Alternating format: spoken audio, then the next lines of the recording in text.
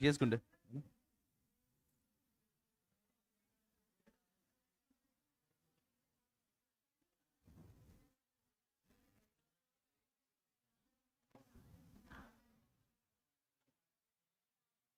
Yes people, चलिए अब यहां पे देखेंगे 9 बज चुकी है और एक कुछ बहुत तूफान चीज का आगाज करने के लिए हम लोग रेडी हैं। Yes yes yes yes yes yes Manoj भाई सुनो ना, आप थोड़ी देर यहाँ पे रुकिएगा, बिकॉज वो बच्चे आएंगे तो कंफ्यूजन होगा, उधर जाना है इधर जाना है, ठीक है ना? या चलिए गुंडो, yes yes yes yes yes. चलो सब लोग मन में अपने अपने भगवान जिसको भी मानते हैं उसका नाम ले लो यारा, because this journey is going to be long, for sure for sure for sure. And आपके ये जो लेक्चर्स होंगे, ये जो बैचेस चलेंगे, आप इसको जीवन भर याद रखोगे 110%। कोई इसके अंदर दो राय नहीं होने वाली है। It is going to be a very important part of your life, of your career, the entire lectures. Because होता कैसा है यारो, अगर मान लीजिए हम लोग कभी कोई कोर्स कर रहे होते, पहले 5-10 मिनट बात करेंगे, फिर मैं मेरे फ्लो को शुरू करूंगा जो मैं तैयारी करके आया हूं, ठीक है? पहले 5-10 मिनट बात कर लेते हैं। जैसे कि आप जीवन में कुछ भी करेंगे, कुछ लोग होंगे ना, जैसे आपके मित्रगण होंगे जिन्होंने इंजीनियरिंग की होगी, राइट? तो उन लोगों के लिए सबसे महत्वपूर्ण पार्ट था 12th के बाद के एंट्रेंस एग्जामिनेशन, राइट? उन्होंने उस टाइम पे जी जान लगा दिया, जो भी IIT एंट्रेंस होता है, नीट एंट्रेंस, ये जो भी चीजें होती है उसमें उन्होंने अपना जी जान लगा दिया। जिनको डॉक्टर बनना था उन्होंने भी 12th के बाद में जो एंट्रेंस एग्जामिनेशन का समय था उसमें अपना जी जान लगा दिया। Once they got through the college, जिसको लॉ करना था उसने क्लैट देके अपना जी जान लगा दिया। हर एक व्यक्ति ने उस समय पे 12th के बाद में अपना जी जान लगाया। And once the person gets through the college, उसके बाद में कंपैरेटिवली चीजें आसान हो जाती है। बस अब कॉलेज में आ गए, अब जैसे तैसे 3 साल 4 साल 5 साल निकल जाते हैं एंड लाइफ इज सेट। तो उनके जीवन का जो सबसे अहम पार्ट था वो था आफ्टर 12th का जो एंट्रेंस एग्जामिनेशन का पार्ट है। When it comes to a professional examination, आप लोगों के जीवन का सबसे अहम पार्ट रहेगा ये 1.5-2 साल। ये 1.5-2 साल ज्यादा अहम है, इसको आप कॉलेज लाइफ से कंपेयर नहीं कर सकते, क्योंकि उनकी कॉलेज लाइफ में कंपैरेटिवली थिंग्स आर इजियर। लेकिन उनका जो मेन संघर्ष वाला पार्ट था वो था उनके एंट्रेंस एग्जाम का। आपको ये समझना है कि अगले 1.5 साल या 2 साल आपके जीवन का उस प्रकार का रहने वाला है। And it is going to be the first lecture, ये आपका पहला लेक्चर होगा जो कि आपकी सब चीजों को शुरू करेगा। तो एक जो खुद के जीवन में लाइफ में कुछ चेंजेस करने हैं वो यहीं से कर लो। कुछ 1.5-2 साल के लिए वो चेंजेस कर दिए तो things are going to be set. परेशानी कहां हो जाती है एक बच्चे के अंदर, कि वो अपने करंट स्ट्रक्चर को चेंज नहीं करना चाहता, वो अपने कंफर्ट लेवल में रहना चाहता है। Example, someone is use to get up at 9, उसको 9 AM पे गेट अप आदत है, 9 बजे उठता हूं मैं, ठीक है? तो वो क्या चाहता है कि मैं 9 बजे ही उठूं और उसके बाद में भी मैं ये कोर्स वगैरह कर पाऊं एकदम आराम से। तो थोड़ा सा ये कठिन हो जाता है। एक व्यक्ति यूज टू है, होंगे कुछ लोग यहाँ पे 10 घंटे सोते हैं, 10 घंटे सर चाहिए, शरीर को 10 घंटे की नींद चाहिए। इट इज जस्ट कि अब वो थोड़ा सा चेंज करना ही पड़ेगा फॉर 1.5 और 2 years। आप अपने कंफर्ट लेवल में रहने के साथ साथ अगर कोशिश करेंगे कि ये कोर्सेज बहुत अच्छे से हो जाए तो थोड़ी कठिनाई है।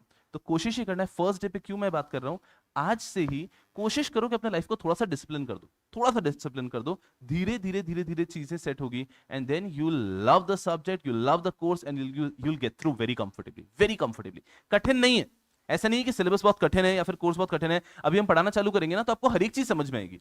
ऐसी कोई चीज नहीं होगी जो एकदम जुप करके निकल गई, सब समझ में आ रहा है। फिर इस कोर्स को सब टफ क्यों कहते हैं, क्यों रिजल्ट 10% के आसपास आते हैं, ऐसा क्यों? बिकॉज जो डिसिप्लिन होती है वो सबसे कठिन चीज होती है, because that is doing something on daily basis. आपको डेली बेसिस पे कुछ करना है वो कठिन है। आज आप लोगों को मैं बोलूंगा ना कि आज 15 घंटे मेहनत करनी है, आप लोग कर लोगे। वहीं अगर मैं कहूंगा कि आज की बात नहीं है, आपको 2 साल तक रोज 6 घंटे मेहनत करनी है, वो मुश्किल है। एक दिन कोई चीज को बहुत ज्यादा करना आसान है, लेकिन उस चीज को थोड़ा भी लेकिन डिसिप्लिन तरीके से करना मुश्किल है। तो आप समझो, if you want to be in the top 10%, अगर हम CS एग्जीक्यूटिव की बात करते हैं, फोकस है 100%, passing percentage is somewhere around 10%, 10% के आसपास पासिंग परसेंटेज रहने वाला है। तो अगर 100 बच्चे एग्जाम दे रहे हैं तो 10 बच्चे पास होंगे। ये रेशियो ऑल ओवर इंडिया का, और हर बार यही रेशियो रहता है मोरलेस। अभी बहुत जल्दी एक रिजल्ट आने वाला है, उसमें भी रेशियो आपको वापस दिखेगा, तो ऐसे कुछ एक परसेंटेज रहता है। तो यहां पर ऐसा समझो कि 100 लोग कोई चीज कर रहे हैं और उनमें से सिर्फ मात्र केवल 10 लोग वहां पर फाइनल लेवल तक पहुंचेंगे, फाइनल लेवल तक पहुंचेंगे। It is not a 100 metre sprint. School में 100 मीटर रेस की होगी ना, 100 मीटर रेस के अंदर एक व्यक्ति का स्टैमिना वगैरह मैटर ही नहीं करता है। 100 मीटर रेस में मैटर करता है वो तुरंत कितना फास्ट भाग सकता है। 100 मीटर छोटा सा होता है, बस धड़ धड़ धड़ धड़ धड़ भागना और वहां पे बोले हाफ लो चलेगा। This is not a 100 metre race, rather it is a marathon. It is a marathon. आप देखोगे कभी भी मैराथन के अंदर, मैराथन मतलब आपके क्लासेस वाला मैराथन नहीं, जो आपका मैराथन रहता है एक्चुअल रनिंग का, 10 किलोमीटर का मैराथन, 20 किलोमीटर का मैराथन, वहां पर शुरुआत में कोई भी तेज भागने की कोशिश ही नहीं करता है, बिकॉज उनको पता है कि तेज भागने से हम ये मैराथन कंप्लीट नहीं कर पाएंगे। हम ये मैराथन सिर्फ तब कंप्लीट कर पाएंगे अगर हम कंटिन्यूअसली 4 घंटे तक भाग पा रहे हैं। तो इट इज नॉट अबाउट कि शुरुआत में हमको ऐसा कि दिन के 15 घंटे पढ़ लिए तो हम लोग क्लियर हो जाएंगे। नहीं, it does not work that way. Please please come, it's okay. It does not work that way. But आपको शुरू से रखना है कि नहीं, ये एक मैराथन है, स्लोली स्टेडली बट कंटिन्यूअसली भागना है। मैराथन में कोई रुक नहीं सकता बीच में, क्या आधा घंटा रुक जाता हूं, नहीं रुक सकते, आपको कंटिन्यूअसली भागते रहना है। तो बस आसान तरीके से सोचो कि यहाँ पे आपके साथ में पूरे भारत के आज ये कोर्स जो स्टार्ट करेंगे, हजारों स्टूडेंट स्टार्ट करेंगे, हजारों स्टूडेंट ये कोर्स को आज ही स्टार्ट करेंगे पढ़ना, जो कि एग्जामिनेशन देने वाले हैं। लेकिन इनमें से कुछ गिने चुने से, मैं रेशियो ले लेता हूं 1000 का 10%, वो गिने चुने बच्चे पास होंगे। तो ये वो बच्चे नहीं होंगे हु आर मोस्ट इंटेलिजेंट, नहीं, ये वो बच्चे नहीं होंगे जो कि 10th 12th के अंदर 90% फोड़ कर आए, नहीं, ये वो बच्चे होंगे जो शुरू से क्लियर है कि मैराथन है, हमें 1.5-2 साल की डिसिप्लिन लाइफ चाहिए, आपको बस यहां तक पहुंचना है। डेली बेसिस पे अगर आप एक एक स्टेप भी लेते हैं तो आप बहुत कंफर्टेबली यहां पे पहुंच जाएंगे। लेकिन अगर आप ऐसी इच्छा रखते हैं कि नहीं मैं बीच में ब्रेक लूंगा, बीच में तो मैं 2 महीने एकदम आराम करना चाहता हूं या मैं कुछ भी करना चाहता हूं, then it is just not possible. तो आप शायद इन 9000 के अंदर रह जाएंगे। Are we getting a fair idea? So if at all you want to be in the top 1000, you have to do nothing. You have to just walk daily. Daily एक एक स्टेप भी लिया ना तो आप वहां पहुंच जाओगे। एक लाइन से शुरुआत करते हैं, ध्यान रखना है ये थ्रू आउट योर करियर, याद रखिएगा। Yes yes ma'am, comment. Throughout your career ध्यान रखिएगा, you don't have to do something exceptional to achieve something exceptional. सब लोग यहां पे रहो एकदम अच्छे से, बैठ जाओ बैठ जाओ बैठ जाओ। यस, क्या होता है कि अपन लोग बहुत भावुक हैं, आप सब लोग, कोई भी व्यक्ति क्लास में आता है तो आपको बहुत चिंता हो जाती है कि इसको सीट मिलेगी या नहीं मिलेगी, ये बैठ पाएगा या नहीं पाएगा। तो जब तक वो व्यक्ति अपनी सीट पे जाके बैठ नहीं जाता, आप उन्हीं को देखते रहते हो। तो फिर जैसे ही वो सीट पे मिले, फिर अरे हाँ ये आदमी कुछ बोल रहा था, फिर मेरे पास आता हो। तो इतने भावुक मत रहो, अपना ध्यान रखो, ठीक है गुंडो? यस, जीवन में अगर कुछ भी एक्सेप्शनल आपको आउटस्टैंडिंग अचीव करना है तो आपको कुछ एक्सेप्शनल या आउटस्टैंडिंग करने की जरूरत नहीं है। अगर आपको कुछ बहुत बड़ा अचीव करना है, जैसे कि उसेन बोल्ट एकदम वर्ल्ड रिकॉर्ड बनाना है, मतलब ऐसा नहीं है कि उसको कुछ बहुत बड़ा करने की जरूरत थी, उनको हर छोटी चीज परफेक्टली करने की जरूरत थी। तो अगर आप लोग आज ही एम करते हो कि मुझे ऑल इंडिया रैंक चाहिए, मुझे पहले अटेम्प्ट में क्लियर करना है, मुझे डिस्टिंक्शन के साथ क्लियर करना है, I want to have a wonderful career, इसका मतलब ये नहीं होगा कि आपको 15-15 घंटे पढ़ने, आपको कुछ बहुत एक्सेप्शनल करना है, या आपका आईक्यू बहुत अच्छा होना चाहिए, या आपके 90% वाले स्टूडेंट होने चाहिए। नहीं, आपको हर छोटी चीज परफेक्टली करनी है। तो हर छोटी चीज का मतलब होता है क्लास भी आए हो तो you have to be perfect, कि मुझे ऑन टाइम क्लास में आना है। आप एक नोटबुक बना रहे हो, होमवर्क करो, that has to be perfect. हर छोटी चीज अगर परफेक्ट की ना तो यू आर 100% रीचिंग हियर, कोई ताकत आपको नहीं रोक सकती। लेकिन अगर अपन हर छोटी चीज में थोड़ा सा आलस कर गए, यार चलता है यार, कोई बात नहीं यार, एक दिन तो चलता है, तो फिर अपन इस 900 की तरफ पहुंचते हैं। तो आज सबसे पहली चीज, all of us are at a level playing field. बिल्कुल घबराने का नहीं है कि इस व्यक्ति के CSCT में इतने आए थे, या यार ये तो इंटेलिजेंट है, इसके 90% आए, 100%। मैं आपको एक्सपीरियंस से बताता हूँ, वो बच्चे जो थ्रू आउट टॉपर रहे हैं, है ना, उसके मुकाबले अगर एक बच्चा है जो कि एवरेज रहा है लेकिन कंसिस्टेंट रहा है, वो व्यक्ति विल गेट थ्रू हियर, वो यहाँ पे क्लियर हो जाएगा, 100% क्लियर हो जाएगा। अपन ने सुना होगा ना, कुछ स्टूडेंट्स होते हैं ऑल नाइटर पढ़ते हैं, एग्जाम के एक दिन पहले और फोड़ देते हैं। प्लीज कमेंट, है ना, this game is not for them. उनके लिए 100 मीटर का स्प्रिंट होता है, 100 मीटर रेस होगा, उसमें मचा देंगे वो। लेकिन ये एक मैराथन है, यहाँ पे कंसिस्टेंसी ही चाहिए, 100% कंसिस्टेंसी चाहिए। तो अगर आप कंसिस्टेंट होने के लिए रेडी हैं, you can do every small thing perfectly. हाँ सर, ऐसा नहीं मैं 15 घंटे नहीं पढ़ सकता, पढ़ना भी नहीं है। लेकिन सर आप बोलोगे 3 घंटे पढ़ना है, मैं 3 घंटे रोज पढ़ के दिखा सकता हूँ। थम्स अप, आप क्लियर कर लोगे, आप CS बन जाओगे। तो इट इज जस्ट कि डे 1 से माइंडसेट रखिएगा कि एक थोड़ा सा जीवन में परिवर्तन आएगा, चेंज आएगा। बट अगर ये कर लिया ना, यू सॉर्टेड। एंड ऐसा भी नहीं कहूंगा कि बस CS कर लिया, लाइफ सेट है एकदम, वो नहीं, आप वो मीम देखते हो ना, पैसा ही पैसा होगा। It really doesn't work that way. But हाँ, ये बात है कि उसके बाद में लाइफ में एक पेडेस्टल होगा, एक ऑर्गेनाइज्ड लाइफ चाहिए, एक ऑर्गेनाइज लाइफ होगी, हमारे पास अपॉर्चुनिटीज आएंगी, हम कुछ अच्छा करेंगे और हम आगे बढ़ पाएंगे। तो ये अपॉर्चुनिटी मिलना बहुत जरूरी है। अदरवाइज क्या होता है, आप लोग भी बहुत छोटे हो, मैं जितना चेहरों से देख पा रहा हूँ, यू वेरी यंग नाउ, है ना। And it is really good that at the age of, at a very good age, at a young age, you get through all the examinations and you start your professional life. Otherwise क्या होता है, आप देखते होंगे ना कभी library के अंदर कुछ स्टूडेंट्स होते हैं at a very late age they studying. तो मैं ये नहीं कह रहा हूँ वो हमारे लिए इंस्पिरेशन है भाई, लेकिन कहीं ना कहीं एक विशियस सर्कल में फंस जाते हैं हम लोग कि एक एज पास हो जाती है, उसके बाद में पढ़ना भी पड़ेगा, घर के भी प्रेशर आएंगे, दूसरी चीजें भी हो जाती है। तो इट इज रियली गुड, ये जो आपका अभी वाला एज है ना, it is the best time to give to studies. अगर अभी आप दे देते हैं तो please come in, please come in, there is nothing better than that. Life एकदम तूफान लगेगी, एकदम प्यारी प्यारी प्यारी प्यारी लाइफ लगेगी। कोशिश करो कि इस प्रकार से आगे बढ़ो। डू नॉट ट्राई कि एकदम घर पे हमें कुछ स्टंट ही करने कि बस आज गए सर आज 12 घंटे पढ़ ले, नहीं करना है, नहीं करना है, कुछ नहीं करना है। 2 आवर 3 आवर का रूल रखा है, उसको रिलीजियसली करते रहो, एक भी दिन का ब्रेक नहीं लिया तो you will get through CS very comfortably. Are we getting this point? एक चीज याद रख के निकलनी है, बहुत बड़ा एक्सेप्शनल करने की कोशिश नहीं करनी है, हर छोटी चीज परफेक्टली करेंगे, ये आज से रूल है। आज आप घर जाते हो, आज आप नोटबुक खरीदने से लेके एक एक चीज परफेक्टली, नोटबुक खरीदी उसके ऊपर नाम लिखना है प्रॉपर्ली, कोई भी चीज हेवे नहीं करेंगे आप in next at least 3 to 4 months। हर छोटी चीज जो अपन कर रहे हैं, अपन कोशिश करेंगे ये परफेक्टली करनी है अपन को। तो अगर आप हर छोटी चीज परफेक्टली करोगे ना, यू विल सी सो सून कि आप इतना तूफान मचा पाओगे। Are we good? चलो गुंडो, अब आते हैं हम लोग हमारे टॉपिक पे। यस यार, जो भी लोग ऑनलाइन लाइव है, जीडीपीडी है, आप सबसे मैं बहुत प्रेम से बात करता रहूंगा, आप सबको बीच बीच में इंस्ट्रक्शन देता रहूंगा। अभी के लिए जो ऑनलाइन लाइव अटेंड कर रहे हैं और जो जीडीपीडी अटेंड कर रहे हैं, आप लोगों का मेरा आपसे बस एक रिक्वेस्ट रहेगा, रिलीजियसली लेक्चर पे ध्यान देना। इन बच्चों को तो क्या मैं संभाल ही लूंगा, क्योंकि मैं इनको देख सकता हूं, ये उठा के फेंक सकता हूं इनके ऊपर। आप बच्चों का क्या है कि आप लोग कभी कभी कमेंट में कुछ और ही कर लेते हो, मतलब यहां मेरा लेक्चर कुछ और ही चल रहा है, आपके कमेंट में कुछ और ही डिस्कशन चल रहा है। तो आपसे बस ये मेरी रिक्वेस्ट है कि कोशिश करना कि अपने आप को संभाल के रखो, you will love this subject, ये मेरी गारंटी है। बस अपने आप को संभाल के रखना। और जो ऐसे बच्चे हैं, जो गूगल ड्राइव के बच्चे हैं, जो घर पे अकेले बैठ के देख रहे हैं, आप मजे से रहो, you just follow every instruction and you will seal through. चलो बस बस बस बस, अब बात करना शुरू करते हैं। लेक्चर की शुरुआत कर देता हूं मैं। चलो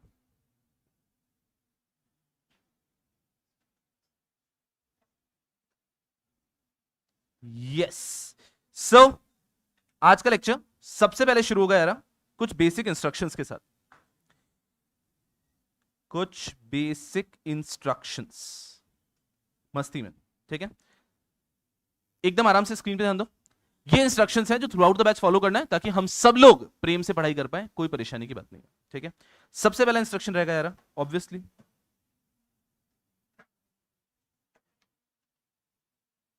मुझे चलता ही नहीं है, ये एक मेरा प्रॉब्लम है, ठीक है ना। मेरे को बड़ा गुस्सा आता है कि किसी और के पास अच्छा मोबाइल कैसे, ठीक है।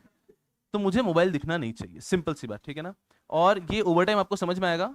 आप बच्चों के फेल होने का जो सबसे बड़ा कारण होगा, आज अगर छोड़ दो मजे से, यहाँ पे आ जाओ, ठीक है ना। नोटबुक अभी ओपन नहीं भी है तो चलेगा, मैं बता दूंगा कब लिखना है, पूरा फोकस स्क्रीन पे। जो बच्चे फेल होंगे, 90% बच्चे फेल होंगे ना, क्लास में नहीं होगा 90 और 10, ऑल ओवर इंडिया बेसिस पे रिजल्ट 90 और 10 आता है, ठीक है। जो बच्चे फेल होंगे, है ना, उनका सबसे बड़ा कारण रहेगा, उसमें सबसे फर्स्ट रीजन रहेगा मोबाइल फोन। ये आप लोग देख लोगे एग्जामिनेशन के बाद में, सबसे biggest reason for flunking in the examination is going to be mobile phone. और बहुत सारे कारण होंगे, लेकिन सबसे बड़ा रीजन रहेगा मोबाइल फोन।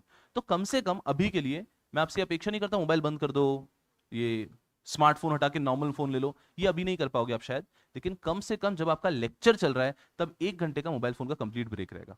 हमें क्या होता है, अंदर से वो आदत होती है, आपने देखोगे जो स्मोकिंग करता है उसको तलब लगती है, आती है, अरे नहीं बस अब तो थड़ी पे जाना ही पड़ेगा, ठीक है ना। एक दूसरे को देखो मत यहाँ पे, ठीक है।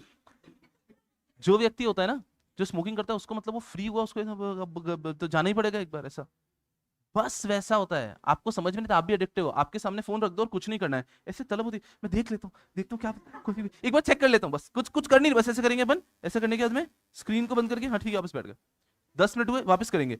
For example you are on Instagram, तो कुछ नहीं करोगे, ओपन करके देख लोगे, बस पोस्ट वोस्ट कुछ नहीं करना, लाइक कुछ नहीं, बस ऐसे ही तलब लगती है अपन को। इट इज जस्ट कि यहां से कम जो लेक्चर का टाइम है उस टाइम तो मोबाइल फोन यूज नहीं करना है, धीरे धीरे उस टाइम को बढ़ाना, सेल्फ स्टडी के टाइम पे बंद करना, बट अभी के लिए लेक्चर के दौरान मोबाइल बिल्कुल भी बंद चाहिए। अगर आप लेक्चर के दौरान उसको फ्लाइट मोड पे रख सकते हो तो बेस्ट है, नहीं रख सकते हो तो भी इट इज ओके, बट कहीं बैग के अंदर डाल के रख दो, डोंट कीप इट अपने डेस्क के यहाँ पर इधर उधर, नहीं, बैग के अंदर मोबाइल फोन होगा तो उससे आपका पूरा फोकस, अनडिस्टर्ब फोकस मुझे क्लास के अंदर मिलेगा। पहला रूल क्लियर है, बहुत आसान है। चलो दूसरा रूल एकदम 80 से, कोशिश करेंगे कि क्लास में लेट नहीं आएंगे। ये मेरी भी कोशिश रहेगी कि मैं भी क्लास में कभी लेट नहीं आऊंगा। आपने भी कोशिश करना है कि आप क्लास में लेट नहीं आएंगे। बिकॉज होता क्या है, मेरे शुरुआत के 2 मिनट मिस हो जाएंगे। आज तो खैर हम इधर उधर की बातें कर रहे हैं शुरुआत में, लेकिन नॉर्मली हम टॉपिक की बात करेंगे। आपका एक इनिशियल 5 मिनट अगर मिस हो गया तो आपको टॉपिक में मजा ही नहीं आएगा, मजा ही नहीं आएगा। फिर वो क्या होगा कि वो मिस आउट ही रहेगा थोड़ा सा। तो और फिर आप आओगे, इससे पूछो क्या हुआ, मूवी में लेट नहीं जाते अपन, फिर ये क्या हो गया था, फिर अपन को समरी बता देता है, अरे ये इसको छेड़ रहा था, इसने इसको मारा और ये भी हॉस्पिटल में। अपन ने समरी के अंदर बता दिया, बट अपन क्या एक एक डायलॉग थोड़ी ना बता पाए, एक एक फील नहीं बता पाए, तो कहीं ना कहीं थोड़ा मिस आउट फील होगा। And I don't think you can afford to do that. So late नहीं होना है। नेक्स्ट मोस्ट इंपॉर्टेंट, लेट हो जाना कभी भले ही, छुट्टी तो लेना ही नहीं है। छुट्टी तो आप ले ही नहीं सकते। हाँ, हमने छुट्टी दी है तब मत आओ, हमने 9 बजे बुलाया तो 9 बजे आओ, ठीक है। लेकिन लेकिन लेकिन अपनी तरफ से आपने छुट्टी लेने का नहीं है। उसका भी प्रॉब्लम सेम आएगा कि यहां पर हम कैसे पढ़ेंगे, लिंकिंग में पढ़ेंगे चीजें, वन आफ्टर द अदर आती है चीजें। अब आपने बीच का एक गैप छोड़ दिया तो अगले 2 दिन तक फिर आप ऐसे ही बैठोगे, अब्बा डब्बा जब्बा, फिर आपको कुछ क्लास में समझ में आने वाला नहीं है। एंड देन वो अननेसेसरी कॉन्फिडेंस लेवल लो हो जाता है। तो इस कारण से छुट्टी लेनी ही नहीं है। अभी एकदम आप कैसे करते हो ये आप सोचो, बट किसी भी हालत में आपको छुट्टी लेनी नहीं है। सिंपल। एक चीज लिख के नहीं देता हूं वो, ठीक है, मुझे च्युइंगम नहीं पसंद है। खाने की बात नहीं, किसी को खाते हुए देखना। तो क्लास में आपको जो करना है करो। आपको कुछ अभी ऐसा होता है ना कि लेक्चर्स बैक टू बैक हैं, कुछ खाने की इच्छा है, आप खा सकते हो, मुझे कोई प्रॉब्लम नहीं क्लास में, if you eat something, but you can not eat chewing gum in the class. Very easy, normal सा रूल है। अब वो मेरा प्रॉब्लम, मुझे आप खुद इमेजिन करो, एक टीचर हमें पढ़ा रहा है और वहां पे कोई बैठा बैठा अजीब सा दिखता है, बहुत अजीब सा दिखता है, ट्रस्ट भी बहुत अजीब सा दिखता है। इतने सालों में मुझे एक ही चीज से चिड़ हुई, वो ये च्युइंगम। बाकी आई अंडरस्टैंड, अगर शेड्यूल हेक्टिक है, सुबह आप आ रहे हो लेक्चर में और ब्रेकफास्ट का टाइम नहीं मिला, यू ब्रिंग समथिंग एंड उसको आप खा लेते हो क्लास में, मुझे उससे कोई परेशानी नहीं है, बस च्युइंगम नहीं खाओगे, वेरी रीजनेबल। और ऑब्वियसली क्लास की गरिमा मर्यादा का ध्यान रखो, पता है आप मिसल पाव लेकर आ रहे हो और ऐसे क्लास चक्कर आप ऐसे मिक्स, ये नहीं करोगे आप। थोड़ा सा क्लास की गरिमा और महिमा का ध्यान रखो। बाकी आप छोटा मोटा कुछ खाते हो तो मुझे उससे ज्यादा परेशानी नहीं है। ये कुछ बेसिक इंस्ट्रक्शन हो गए। बाकी जैसे जैसे लेक्चर्स में आगे बढ़ेंगे बताता रहूंगा। मेरी आपसे इतनी सी अपेक्षा है कि अगर आप छुट्टी नहीं लेते हैं और क्लास में ध्यान दे देते हैं तो आपको पास कराने की गारंटी मैं ले सकता हूं 100%. I've seen the examination multiple time. I've taught students hundreds of time. तो I know क्या करा तो आप पास हो जाओगे। बट मैं कब आपकी मदद नहीं कर पाऊंगा, अगर आप छुट्टी ले लेते हो, वहां पे खत्म हो जाता है, मेरी ताकत खत्म हो जाती है। अगर आप क्लास में आ जाते हो और क्लास में आने के बाद में आपका ध्यान ही कहीं और है तो मैं कुछ नहीं कर पाऊंगा। सिर्फ 2 चीजों पे आपने काम कर दिया ना तो पास कराने की गारंटी है मेरी 110%। का पास होना बिल्कुल कठिन नहीं है, एक एक टॉपिक दिल में उतरेगा, बस इन चीजों का आपको ध्यान रखना है। और एक लास्ट इंस्ट्रक्शन है, it's a very odd instruction, but try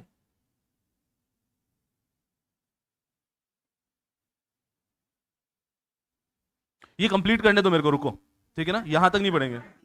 yes,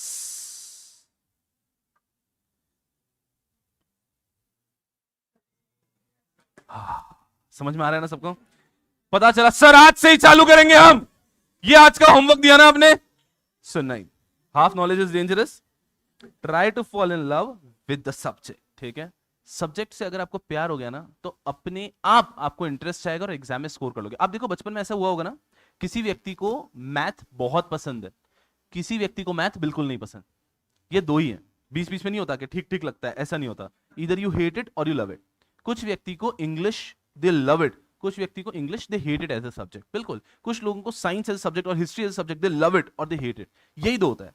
automatically the subject that you love may you score good. अब वो ऐसा हो जाता है क्योंकि जिस सब्जेक्ट से आपको एकदम प्रेम होता है, आपको मजा आने लगता है, आप घर पे उसको पढ़ते हो तो भी मजा आता है, टीचर भी अच्छा लगता है, and then automatically you score good. तो आपके पहले 15 दिन का टारगेट तो एक ही होना चाहिए, एक बार सब्जेक्ट से प्यार हो जाए। अगर सब्जेक्ट से प्यार हो गया ना आपको तो आपको मेरी कोई जरूरत ही नहीं होगी, फिर आप मस्ती से पढ़ पाओगे। मैं एक सब्जेक्ट बताऊंगा, बोलोगे हाँ हाँ सर समझ रहा है, फिर आप घर पे भी रिसर्च करोगे, होमवर्क भी करोगे आउट ऑफ इंटरेस्ट। लेकिन अगर वो माइंडसेट हो गया ना यार नहीं यार जो बोलता है मजा नहीं आता है, लेकिन मजबूरी में देखना पड़ रहा है, अगर वो थॉट प्रोसेस आना चालू हो गया ना तो फिर आपके लिए सब्जेक्ट बहुत लेंदी हो जाएगा, बहुत बड़ा सा सब्जेक्ट लगेगा। तो पहले 15 दिन का एक छोटा सा टारगेट रखना है, that you to try and fall in love with the subject, बस इतना सा। अगर वो हो गया ना तो ऑटोमेटिकली सब चीजें हो जाएगी। एंड ये चीज आप कोशिश करेंगे हर सब्जेक्ट में, बट होगा नहीं। होगा क्यों नहीं? बिकॉज बहुत कठिन है एक व्यक्ति को सबसे प्यार हो जाना, ठीक है ना।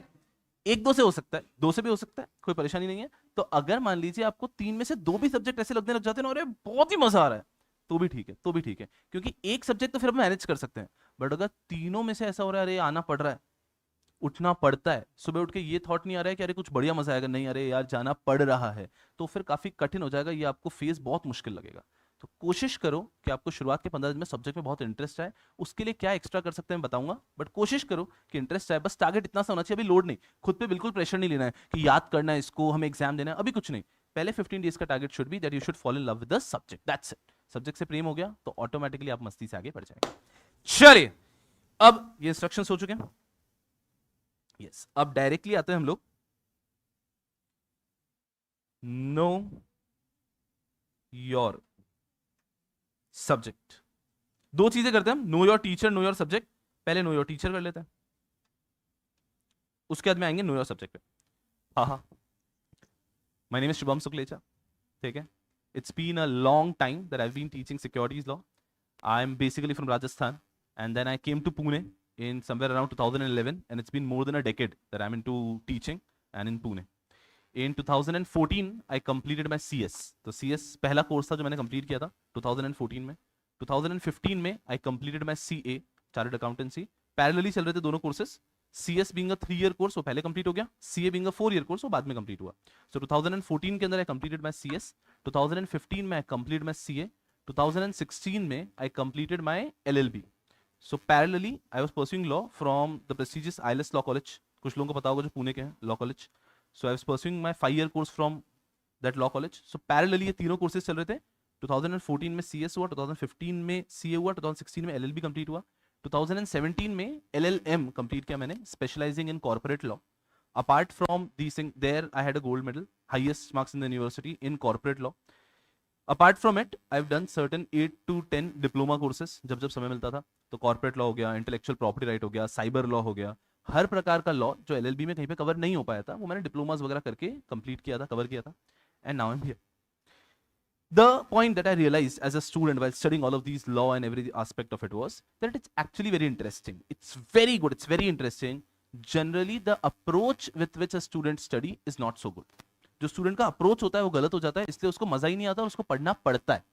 वेर एज अगर करेक्ट अप्रोच रख लिया, लॉ को इस प्रकार से पढ़ा कि ये लॉ ऐसा क्यों बनाना पड़ा था, क्या जरूरत थी भारत में कि ये लॉ बनाना पड़ा, तो वहां से आपको लॉ याद करने की जरूरत ही खत्म हो जाती है, जरूरत खत्म हो जाती है। फिर आपको लॉ याद नहीं करना पड़ता, लॉ ऑटोमेटिकली समझ में आता है आपको। तो ये इस लॉजिक से अगर पढ़ा स्टूडेंट तो इजी जाता है। With that mindset I started teaching, and then धीरे धीरे धीरे धीरे समय ऐसा आ गया that I am here and I specialize in securities law specifically. CS professional पे भी securities law का एक सब्जेक्ट होता है फाइनेंस करके, वो भी मैं ही पढ़ाता हूँ। So that is my core area. Securities law, that's all about know your teacher. जैसे जैसे बैच आगे बढ़ता जाएगा आप मुझे मेरे बारे में जरूरत से ज्यादा जानोगे, तो वो अभी उस पर ज्यादा समय वेस्ट नहीं करते हम लोग। And without wasting any time, let's come to the most wanted thing. Let's talk about the subject we have, and the name of the subject is what? Securities law. Securities law, securities law, securities law. और exactly अगर एक subject का मैं नाम लिखूं, it is capital market and securities law. Now I want 100% focus here. चलिए यारों, sir WhatsApp group की लिंक शेयर कर दो बेटा जी। थोड़ा लेक्चर खत्म होने दो, उसके बाद में इसके डिस्क्रिप्शन में ऐड करवा दूंगा। सर मॉड्यूल 2 में कैलकुलेटर चाहिए क्या? ये कैसा सवाल है? मोस्टली आपको टैक्सेशन के अंदर तो कैलकुलेटर चाहिएगा ही, तो खरीद के रख लो यार, ठीक है। And good morning, good morning, good morning, and thank you so much यार। चलिए, and now let's start the session. चलिए, हाँ बड़े प्यारे लग रहे हो आप सब लोग। चलो, कुछ फेकू टॉपिक चलेगा?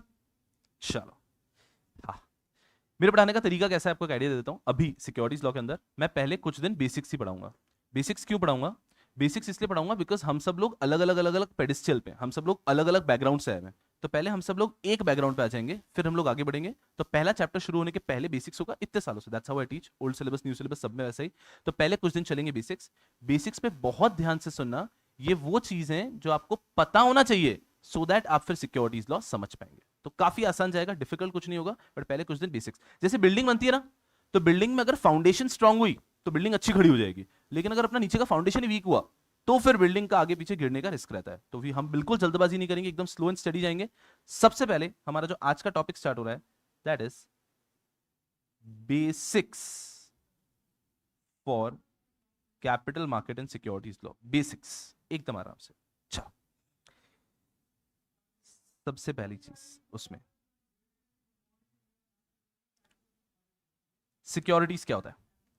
यस यार, एकदम मस्ती से आपसे पूछ रहा हूं, what do you mean by the word securities? कभी भी अगर आप ये शब्द सुनते हैं सिक्योरिटीज, तो what comes to your mind?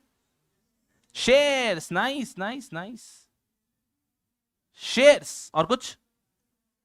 Debentures भी फेंक देते हैं यहां पे हम लोग। यस, डिबेंचर्स, बॉन्ड्स, और कुछ?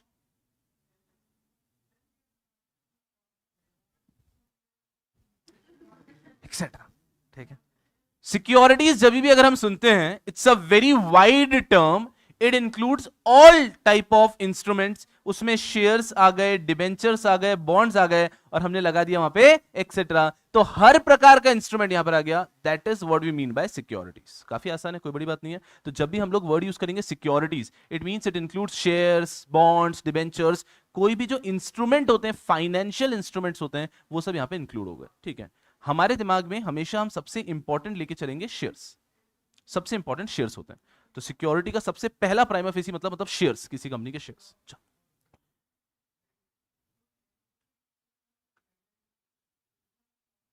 इंक्लूड्स। सर, बट शेयर्स का मतलब क्या होता है? Anyone of you? एकदम मजे से, हम बेस बिल्ड कर रहे हैं सबका, इसलिए शेयर्स का मतलब क्या होता है? शेयर एक डेफिनेशन है कंपनी लॉ की, बहुत ही प्यारी डेफिनेशन है, गुलजार साहब ने बनाई है शायद। A share means a share in the share capital of the company. या पढ़ेंगे बहुत जल्द, कंपनीज एक्ट की डेफिनेशन है ये शायद अपने सीएससीटी में कहीं सुना भी होगा। What do you mean by share? A share means a share in the share capital of the company. हम उतना नहीं जाते, हम आसान भाषा में समझने की कोशिश करते हैं। चलो, आज क्या वो मान लीजिए, आज बैच का फर्स्ट डे था, ठीक है, और मैं बहुत ही खुश हो गया। मैंने कहा क्या प्यारे बच्चे लग रहे हो आप, क्या टाइम पे आओ, ये सो नाइस, आप इतने अच्छे से समझ रहे हो, मैं पार्टी देगा। मैं केक मंगवा रहा है इतना बड़ा, एग्जाम्पल है ये, मैंने केक मंगवा लिया इतना बड़ा, ठीक है ठीक है। नाउ से for example, I have not counted, से फॉर एग्जाम्पल 50 स्टूडेंट्स है, ठीक है, एग्जाम्पल है 50 स्टूडेंट्स है, और एक बड़ा सा ऐसा केक आ गया, ठीक है। What everyone wants is their share of the cake। यही इसी शेयर से आया है वर्ड शेयर्स। शेयर्स का मतलब क्या होता है? एक बहुत बड़ी चीज में अपना एक छोटा सा हिस्सा होना। जैसे कि आपने बचपन में पढ़ा होगा फॉर्म ऑफ ऑर्गेनाइजेशन, एक होता है सोल प्रोप्राइटरशिप, पार्टनरशिप, कंपनी। ये फॉर्म ऑफ ऑर्गेनाइजेशन है। आज आप बिजनेस करना चाहते हैं तो यू कैन डिसाइड कि मुझे सोल प्रोप्राइटरशिप में बिजनेस करना है, मुझे पार्टनरशिप में करना है, या मुझे कंपनी में करना है। आज अगर सोल प्रोप्राइटरशिप की मैं बात करता हूं, पूरी की पूरी ओनरशिप सोल प्रोप्राइटर के पास ही होती है ना। आज मैंने मेरी किराने की दुकान ओपन की है, पूरा ओनर मैं हूं, पूरा कंट्रोल मेरे पास है। आज हम 4 लोगों ने मिलकर पार्टनरशिप शुरू की है, तो कहीं ना कहीं कंट्रोल के 4 शेयर हो गए ना, डिवाइड हो गया। अब इस कंपनी के अंदर, इस पार्टनरशिप में 25% ए का है, 25% बी का है, 25% सी का, 25% डी का है। सही है? उसी प्रकार से जब एक कंपनी बनती है, तो कंपनी के अंदर सिर्फ 5 6 10 नहीं, हजारों ओनर हो सकते हैं। तो हर एक ओनर का जो हिस्सा होता है उसे कहते हैं शेयर। तो what is a share? Share is a small fractional ownership of the company. आज रिलायंस का शेयर, बहुत ही बढ़िया, आते हैं हम लोग। गूगलिया, गूगलिया का है, गूगलिया, गूगलिया, यस, वेरी स्मार्ट। गूगलिया, सबको बता दो रिलायंस शेयर प्राइस। बहुत सुंदर, 9:31 हो रहे हैं। शेयर मार्केट कितनी बजे खुलता है? 9:15। 9 बजे ओपन हो जाता है, बट पूरा ओपन होता है 9:15 पे, फंक्शन चालू होते हैं उसके पूरे, तो हम 9:15 बोलते हैं। 9:15 पे शेयर मार्केट ओपन होगा। हमारी कोशिश रहेगी कि हमारे सिक्योरिटीज लॉ का लेक्चर हम 9:15 के बाद ही लें, ताकि हम शेयर मार्केट की चीजों को फॉलो कर पाए। जनरली हम 7:15 का लेक्चर भी ले सकते हैं, लेकिन 7:15 में फिर मार्केट बंद होगा, तो क्लास में बहुत चीजें हम देख नहीं पाएंगे। अभी मार्केट चालू है, ये दिख रहा है हमको, ये है रिलायंस के शेयर का प्राइस 2483.70। इसका मतलब पता है आपको, every second share price change भी होता है। रुको रुको, अरे नहीं, मैं बताएगा आपको, रुको। मैं तैयारी कर कर आया है, मैं बताऊंगा। इधर आओ। Money control, Reliance industries. चलो इसको घूर घूर के देखना बस। देखा क्या? हाँ मेरे को मत देखो, उसको देखो, देखते रहो। देखो क्या हो रहा है, समझ रहे हैं? Every second share price is changing. 2484.30, 2485.15। अब वो क्या होता है, अपना इंटरनेट इतना फास्ट नहीं होता है कि वो एवरी सेकंड उसको चेक भी कर पाए, बट एक्चुअली तो एवरी सेकंड चेंज हो रहा है। अपने यहाँ पे 4-5 सेकंड में अपडेट होता है, ऐसा है। तो हर सेकंड शेयर प्राइस चेंज हो रहा है। इसका मतलब है आज अगर आपको रिलायंस का ओनर बनना है तो आप बन सकते हो। आपके पास सिर्फ जेब में कितने रुपए होने चाहिए? 2485। 2500 रुपए अगर आपकी जेब में है तो आप रिलायंस के ओनर बन सकते हो by buying 1 share of Reliance. The moment you buy 1 share of Reliance, ऐसा इमेजिन करो कि ये रिलायंस का जो पूरा कैपिटल है, ये रिलायंस का कैपिटल है। ये कैपिटल हो सकता है 10,000 करोड़ का, टोटल कैपिटल रिलायंस का शेयर कैपिटल। और इसमें आपने सिर्फ 2,500 रुपए का एक शेयर भी ले लिया तो अब आप उनके ओनर में से एक बन चुके हो। So what do you mean by a share? Share is a, focus here very carefully. मैं कंपनीज एक्ट के हिसाब से अगर बोलता हूं तो share means a share in the share capital of the company. Share means a share in the share capital of the company, ऐसा कहते हैं। अब इसमें समझना अच्छे से, share means a share in the share capital of the company. इसमें ये वाला जो शेयर है ना, इसका मतलब होता है पार्ट, या फिर आप कह सकते हैं portion. So share means a small part of the share capital of the company. मैं क्या बोल रहा हूं, समझ में आ रहा है? बस बहुत आसान है। सो सिक्योरिटीज लॉ हमारे सब्जेक्ट का नाम है, तो उसमें सिक्योरिटीज का मतलब क्या हुआ? Shares, debentures, bonds. उसमें सबसे इंपॉर्टेंट रहता है शेयर। उसका मतलब क्या है? किसी भी कंपनी के अंदर अगर अपन को थोड़ा सा भी ओनरशिप चाहिए, अपन को चाहिए मेरी कंपनी होनी चाहिए, तो हम उसका शेयर खरीद सकते हैं। शेयर का मतलब means a share in the share capital of the company. And for understanding purpose, for understanding purpose, share means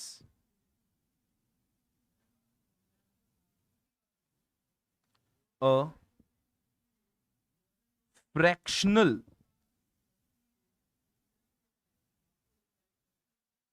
ownership in the company। Share का मतलब क्या होता है हमारे समझने के लिए, आसान भाषा में बोलूं तो fractional ownership of the company. Fractional का मतलब समझता है? छोटू सी, एक फ्रैक्शन पार्ट, एक छोटा सा पार्ट है। तो share means a fractional ownership of the company, कि मैंने किसी भी कंपनी का शेयर खरीद लिया तो मैं उस कंपनी का एक छोटा सा ओनर बन जाऊंगा। Fractional ownership of the company मिल जाती है मुझे। सब लोग मेरे साथ हैं? और शेयर बहुत सस्ते भी आते हैं। ये तो मैंने आपको रिलायंस का शेयर दिखाया, मैं आपको दिखाता हूं एक गरीब शेयर। इधर आओ। यस, गरीबी का नाम यस बैंक। आप लोग अभी बन सकते हो उसकी ओनरशिप। ये जेब से निकालो, अब 17 रुपए खुले और यहां पे आप बन जाओगे यस बैंक के ओनर, बस। तो यस बैंक का ओनर बनने के लिए, यस बैंक के अंदर एक फ्रैक्शनल ओनरशिप लेने के लिए आपको सिर्फ क्या चाहिए? 17 रुपीज। और दिखाता हूं गरीब कंपनी।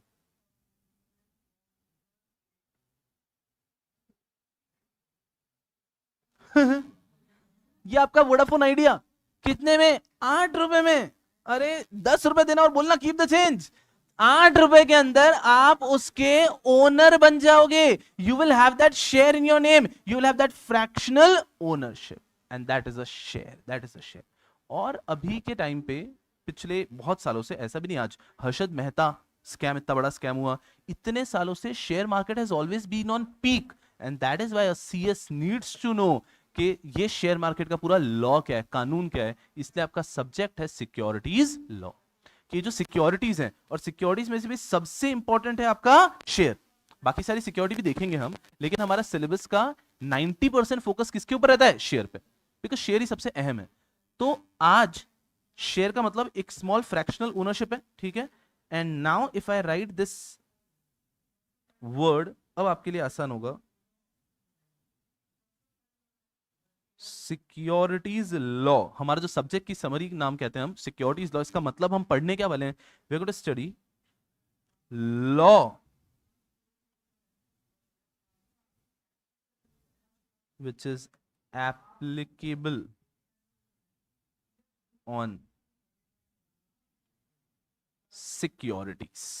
क्या जो भी सिक्योरिटीज हैं, शेयर्स हो गए, बॉन्ड्स हो गए, डिबेंचर्स हो गए, इनके ऊपर जो लॉ एप्लीकेबल होते हैं, जब हम शेयर किसी से खरीदते हैं, जब शेयर किसी को बेचते हैं, तो इस पूरे के ऊपर जो लॉ एप्लीकेबल है उस लॉ को बोलते हैं सिक्योरिटीज लॉ। तो काफी आसान सी चीज है, कोई बहुत क्रिटिकल नहीं है, बट आज शेयर है, सिक्योरिटी है, आज सिक्योरिटी खरीद रहे हैं, बेच रहे हैं, तो जो भी लॉ एप्लीकेबल होगा वो होगा सिक्योरिटीज लॉ। अरे क्योंकि बहुत डिफिकल्ट है। आप यहां देखो, हम वापस आते हैं किसी, और ये आपको एक अमीर कंपनी का शेयर दिखाता हूं,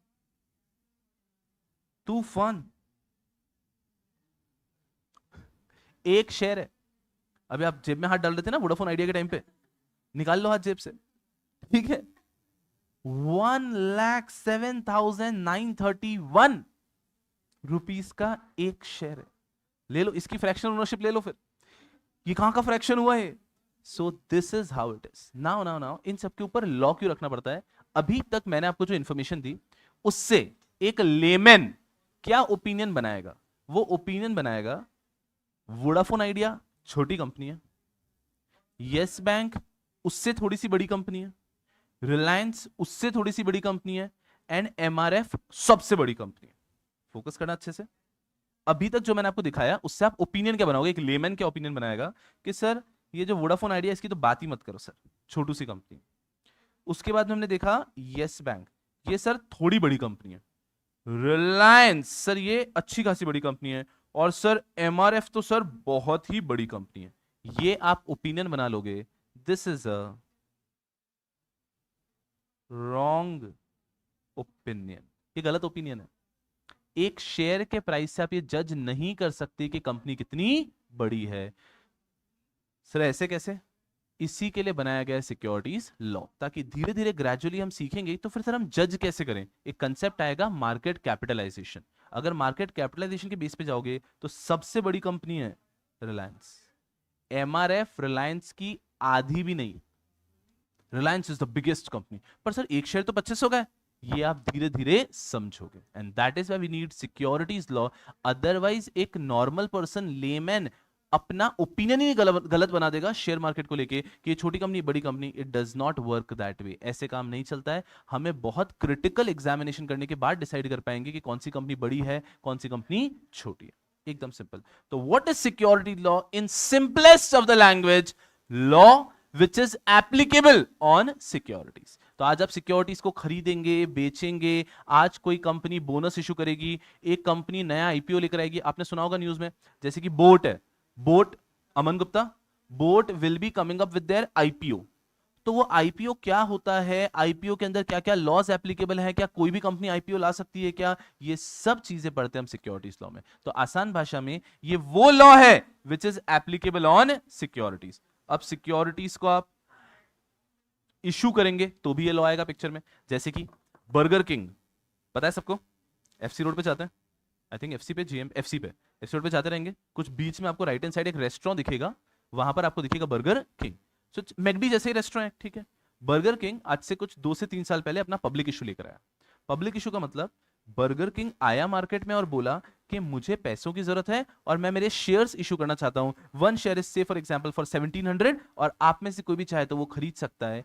ऐसे कुछ समय पहले पेटीएम भी आया, पेटीएम भी मार्केट में आया था। सिमिलरली कुछ समय पहले जोमेटो भी आया। तो आपके आसपास ये जो भी कंपनीज को आप देख रहे हैं ना, ये सब पब्लिक इशू करती है, और ये सब हमें पढ़ना होगा यहाँ पे।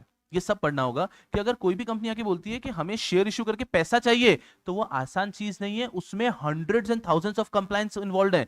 एक कंपनी जब पब्लिक इशू करती है, हमारा एक स्टूडेंट है, he is right now internship कर रहा है। आपके करियर में 2 साल का इंटर्नशिप आएगा, आपको पता होगा। वो व्यक्ति इंटर्नशिप कर रहा है अदानी में, अदानी में इंटर्नशिप कर रहा है, अपना स्टूडेंट है। अदानी थोड़े समय पहले पब्लिक इशू लेकर आया था, तब फिर उन्होंने कैंसिल करना पड़ा था, बट वो पब्लिक इशू पहले लेकर आए थे। तब उस स्टूडेंट का मुझे मैसेज आया था कि सर जब पब्लिक इशू आया था 48 आवर्स तक हमारी पूरी टीम घर नहीं गई। 48 आवर्स मतलब ऐसे में सुबह से शाम नहीं, रात वहीं बीती है उनकी।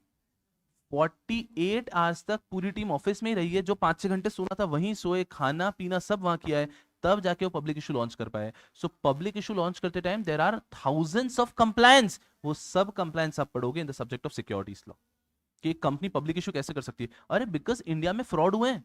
सत्यम, सत्यम इतना बड़ा फ्रॉड हुआ बिकॉज वो व्यक्ति एक कंपनी लॉन्च कर गया जनता को फुद्दू बना के और उनके पैसे लेके चला गया। ऐसा वापस ना हो इसलिए गवर्नमेंट 1000 बार चेक करती है कोई भी कंपनी पब्लिक इशू करे उसके पहले। आज पेटीएम का जब पब्लिक इशू आया था, लोगों के हजारों करोड़ रुपए डूब गए, क्योंकि वो जिस प्राइस पे आया उसका प्राइस हाफ हो गया। अरे आप क्या बात कर रहे हो, इधर आओ। हमारी गरीब कंपनी यस बैंक का है। यस बैंक, यस बैंक का अभी का प्राइस आपको दिख रहा है 17 रुपीज। आपको एक चीज दिखाता हूं,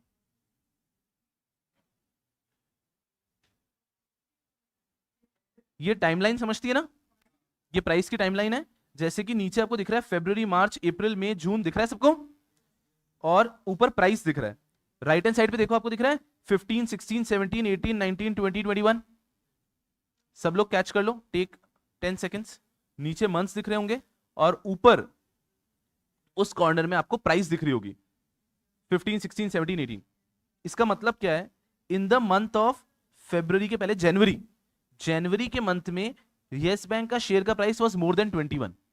समझ में आ रहा है क्या सबको? चलो स्क्रीन पे देखो, यहां पे जनवरी है, फरवरी मार्च अप्रैल में, जनवरी के मंथ में शेयर प्राइस यहां पे था, इट मींस मोर देन 21 था। बिल्कुल सही है। फिर फरवरी के मंथ में कहीं यहां पे था, मींस अराउंड 17, और उसके बाद में ये प्राइस फ्लक्चुएट होता रहे। रीड करना समझ रहा है सबको? अब मैं आपको दिखाता हूं फॉर लास्ट 5 ईयर्स, पिछले 5 साल का यस बैंक। नीचे मैं 5 ईयर सिलेक्ट कर रहा हूं, 1 डे 5 मंथ 1 मंथ, ऐसे में 5 ईयर्स को सिलेक्ट करता हूं। ये मैंने सिलेक्ट किया 5 ईयर्स, अपडेट हो रहा है, ये अपडेट हुआ है। 2018 में यस बैंक का शेयर प्राइस कितना था? 350 रुपीस। 2018 और इजी कर लेता हूं आपके देखने के लिए, मैक्स 2018 यस बैंक का शेयर प्राइसेस 360 से थोड़ा सा कम, 350, 320 से बहुत ऊपर 2018 में। 2019 में ऐसा कुछ हुआ, धड़ धड़ धड़ धड़ धड़ धड़ धड़ धड़ धड़ धड़, और 20 तक शेयर प्राइस ये देखो 20 रुपए के आसपास हो गया। 350 रुपए का शेयर 20 रुपए पे आ चुका है। एंड नाउ हमें लगता है ठीक है ना, ठीक है ना? नहीं, आपने घर पे सुना होगा कि थोड़ा पैसा बचाया उसको शेयर मार्केट में इन्वेस्ट किया, थोड़ा पैसा बचाया उसको शेयर मार्केट में इन्वेस्ट किया है। एक व्यक्ति के लाखों का इन्वेस्टमेंट हजारों का हो गया, एक व्यक्ति के लाखों का इन्वेस्टमेंट हजारों का हो गया, बिकॉज 350 का शेयर था और अब वो कितने का हो गया? 20 रुपए का। And that is why government is very strict. सरकार का कहना है कि हमें पब्लिक का पैसा कोई कंपनी लूट ना ले, उसका बहुत केयरफुली ध्यान रखना है, इसलिए government is very strict, and that is why there are huge enormous securities laws. ताकि कोई भी कंपनी अगर सिक्योरिटी इशू करने आए तो गवर्नमेंट देखना चाहते हैं कि वो सही है या नहीं है, और वहां पर काम आता है CS का, a company secretary has to ensure कि कंपनी सही है। एक कंपनी सेक्रेटरी साइन करके देता है, उसके बाद में कंपनी पब्लिक इशू करने के लिए जाती है। तो बहुत सारे कंप्लायंस रिपोर्ट चाहिए होती है और उसके बाद में कंपनी पब्लिक इशू कर पाती है। तो ये पूरा प्रोसेस हमें यहाँ पे पढ़ना पड़ेगा, बिकॉज आज नहीं तो कल जब आप किसी भी कंपनी में काम करने जाएंगे, इंटर्नशिप करने जाओगे, कोई कंपनी पब्लिक इशू करेगी, आपको पूरा चेक करना पड़ेगा पब्लिक इशू करने लायक है या नहीं है, एलिजिबिलिटी में बैठती है नहीं बैठती है। तो ये सब्जेक्ट वो सब पढ़ाएगा, securities law, law which is applicable on securities, issue of securities. दूसरी चीज, even delisting word use करूंगा तो आपके लिए थोड़ा सा बड़ा हो जाएगा अभी, बट फिर भी कभी कभी कोई कंपनी डिसाइड करती है कि हमें डीलिस्ट होना है, हमें बंद होना है, हमें शेयर मार्केट पे रहना ही नहीं है, तो वो भी प्रोसेस पूरा यहाँ पे पढ़ाया जाएगा। कंपनी बंद हो रही है तो क्या, कि कंपनी अगर डिसाइड करती है कि हमें बंद हो जाना है तो उसका प्रोसेस भी पूरा यहाँ पर आएगा। ट्रांसफर ऑफ सिक्योरिटीज, आज किसी कंपनी के शेयर्स मेरे पास थे, अब वो शेयर्स आप खरीदना चाहते हैं तो उसका प्रोसेस भी यहां पर आएगा। आपने पढ़ा होगा, सुना होगा कहीं ना कहीं डीमैट अकाउंट, यहां पे हम पढ़ेंगे मोस्टली, कल और परसों के लेक्चर में डिस्कस करूंगा मैं डीमैट अकाउंट कैसे ऑपरेट करते हैं, डीमैट अकाउंट क्या होता है, कैसे आप शेयर्स डीमैट में ले सकते हो।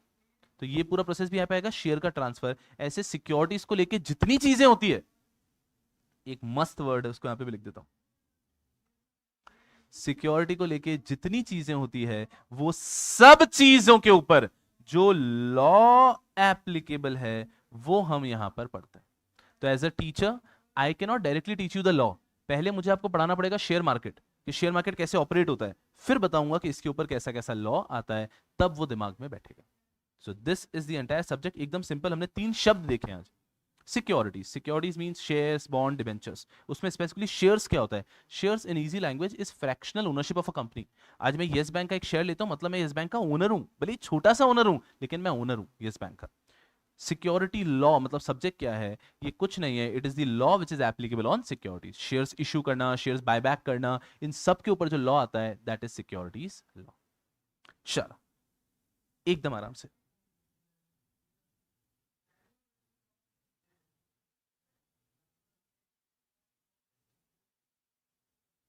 यहां पे आ रहा बहुत सारे अलग अलग प्रकार के सवाल है कि मॉड्यूल 1 का क्लास कब चालू होगा, ओल्ड सिलेबस न्यू सिलेबस में क्या डिफरेंस है, ये अलग से सेशन में लेता हूं। यहां पे हम पूरा फोकस कर रहे हैं new syllabus securities law. Generally मेरा प्रेफरेंस रहता है कि एक बैच में एक पर्टिकुलर सिलेबस ही तो बेहतर रहता है, ताकि एकदम स्पेसिफिकली अपने सिलेबस के हिसाब से बात होती है। तो ओल्ड सिलेबस के जो बच्चे हैं ना, उन बच्चों को मैं जनरली सुझाव दूंगा कि वो ये लेक्चर नहीं देखें। अभी जस्ट मेरा जो बैच कंप्लीट हुआ था वो प्योरली ओल्ड सिलेबस के लिए था, आप उसको देखो तो ज्यादा बेहतर रहेगा, ये मेरा सुझाव है। ठीक है गुंडो, चलो अब हम यहाँ पे आते हैं। कोई भी सवाल अभी तक जो किसी के दिलो दिमाग में आया? एक बहुत अहम बात, in this subject at least you are free to ask anything. जो दिल में है पूछ लो, कोई प्रॉब्लम नहीं है। आपके कभी कभी दिमाग में क्या चीज आती है कि यार ये तो छोटा सा डाउट है, इसको क्या पूछना। आई विल डिसाइड कि वो डाउट छोटा है बड़ा है। अगर मुझे लगता है कि उसका आंसर देने से क्लास डिस्टर्ब हो जाएगी, वो शायद 10 दिन बाद आने वाला है, तो मैं खुद ही बात बोल दूंगा कि अभी रुको 10 दिन बाद आएगा। बट आपके दिमाग में अगर डाउट आया तो आप मेरे सामने फेंक दो, तब जाके ये सब्जेक्ट डेवलप होगा। बहुत बिल्डिंग स्टेज पर रहेगा। आप सोचो ना, आप शेयर मार्केट सीख रहे हो, शेयर मार्केट सीख रहे हो तो एकदम शून्य से सीखना है हमको। तो अगर आपके दिमाग में कोई भी डाउट आता है ना, तो मस्ती से आप पूछ सकते हो। अभी तक जो भी शब्द मैंने इस्तेमाल किए, जो भी वर्ड्स बोले, जो भी चीज बोली, उसमें अगर कोई भी आपको डाउट आता है तो this is the moment you can ask it, then I will teach you some new word. एकदम आराम से, टेक 10 सेकेंड्स। कोई भी चीज दिमाग में आती है तो मस्ती से पूछो। यस यारा, इनका सवाल ये आता है क्या इसमें प्राइवेट कंपनी आएगी क्या? तो द नेक्स्ट टॉपिक जिसपे मैं आने वाला हूं that is going to be type of companies. क्या प्राइवेट कंपनी भी हमारे सिलेबस में कवर्ड है? जी हाँ, थोड़ा बहुत। But in this subject of securities law हम ज्यादातर बात करेंगे लिस्टेड कंपनीज की। बिल्कुल, ज्यादातर लिस्टेड कंपनीज की बात करेंगे। प्राइवेट कंपनी पे छोटा मोटा डिस्कशन होगा। टाइप ऑफ कंपनीज में पढ़ाने वाला हूं शायद कल ही, जिसके अंदर प्राइवेट, पब्लिक एंड लिस्टेड पे आऊंगा मैं, ऐसा।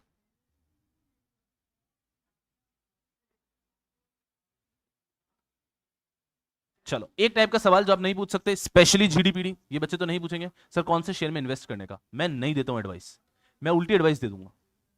मैं जो शेयर डूबने वाला है वो बता दूंगा। तो मुझसे ये कोई नहीं पूछेगा कि सर कौन से शेयर में इन्वेस्ट करने का, वो नहीं। हम सब्जेक्ट की बात कर रहे हैं, सब्जेक्ट रिलेटेड कुछ भी पूछ सकते हो आप मस्ती से। अरे गुंडे मानते ही नहीं है यार सच में। चलो इधर आओ। यस, तो ये हो गया। अब आते हैं सब्जेक्ट के पूरे नाम पे। सब्जेक्ट का पूरा नाम है capital market and securities law. एक तो हमारा इंस्टीट्यूट बहुत ही प्यारा है, एकदम ऐसा उसको गुलू गुलू करने का मन होता है। मैं आपको बताता हूँ, रुको रुको रुको। जब मैं सीएस बना तब सब्जेक्ट का नाम था CMSL, capital market and securities law. बिल्कुल सही है, very good, very nice subject. फिर सिलेबस चेंज हुआ। जो पिछला सिलेबस जिसको आप लोग ओल्ड सिलेबस बोलते हो ना, वो उन्होंने सब्जेक्ट को बोला कि हमने सब्जेक्ट नया बना दिया है। सब्जेक्ट का नाम कर दिया securities law in capital market. तो आप अपने सीनियर से बात करोगे ना, तो वो इसको सीएमएसएल नहीं बोलेंगे, वो उसको एसएलसीएम बोलेंगे, क्योंकि तब। और अभी उन्होंने वापस सिलेबस चेंज किया, बोले क्या करें क्या करें, बोले कोई नहीं देख रहा, सीएमएसएल। सो पिछले 15 सालों से the subject has been the same, वही सब्जेक्ट रहा है, कुछ ज्यादा चेंज नहीं हुआ है। अमेंडमेंट्स आए वो बात अलग हुआ, लेकिन जो इंस्टीट्यूट की तरफ से टॉपिक्स इंक्लूडेड हैं वो वही हैं। इंस्टीट्यूट ने बस क्या करता रहा है, सब्जेक्ट का नाम चेंज कर दिया है। तो आपका न्यू सिलेबस का जो सब्जेक्ट है वो है CMSL, capital market and securities law, जिसमें सब्सटेंशियल चीज सिक्योरिटीज लॉ की बात करते हैं। सर ये कैपिटल मार्केट होता क्या? तो now let's talk for a few minutes about capital market.